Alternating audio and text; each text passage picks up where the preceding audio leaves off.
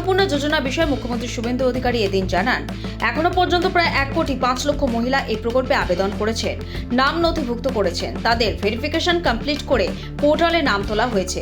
তারা 1 July June মাসের টাকা ব্যাংক অ্যাকাউন্টে পেয়ে যাবেন। জুন মাসে 3 তারিখে 28 লক্ষ মা বোন দিদির অ্যাকাউন্টে 3,000 টাকা করে ঢুকে গেছে। এখন অবধি 1,05,00,000 আমাদের মা বোন দিদি তারা এই অন্নপূর্ণা যোজনায় নাম নথিভুক্ত করেছেন।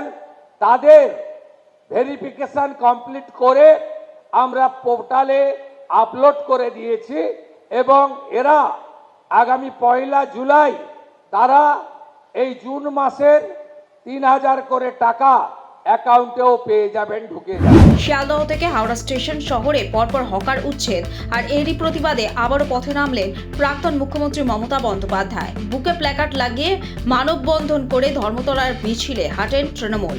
এদিন তৃণমূল নেত্রীর সঙ্গে ধর্মতলার মিছিলে হাঁটলেন কুণাল ঘোষ, দোলা সেনরা। কলকাতা থেকে গ্রেফতার রাজ্যের প্রাক্তন মন্ত্রী উদয়ন গুহ। বুধবার পুরনো একটি মামলার সূত্রে তাকে গ্রেফতার করে কোচবিহার জেলা পুলিশ। ফুলবাগানে ফ্ল্যাট থেকে তাকে গ্রেফতার করা হয়। গ্রেফতার করে তাকে নিয়ে যাওয়া হয়েছে ফুলবাগান থানায়। পুলিশ সূত্রে খবর, তৃণমূল নেতা তথা রাজ্যের প্রাক্তন উত্তরবঙ্গ উন্নয়ন মন্ত্রীকে উত্তরবঙ্গে নিয়ে যাওয়া হয়েছে।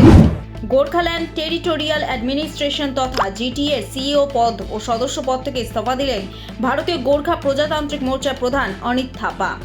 জনতার রায় ও গণতান্ত্রিক প্রক্রিয়াকে মর্যাদা দিতেই তিনি এই পদত্যাগ করেছেন বলে তার ঘনিষ্ঠ মহল সূত্রে খবর।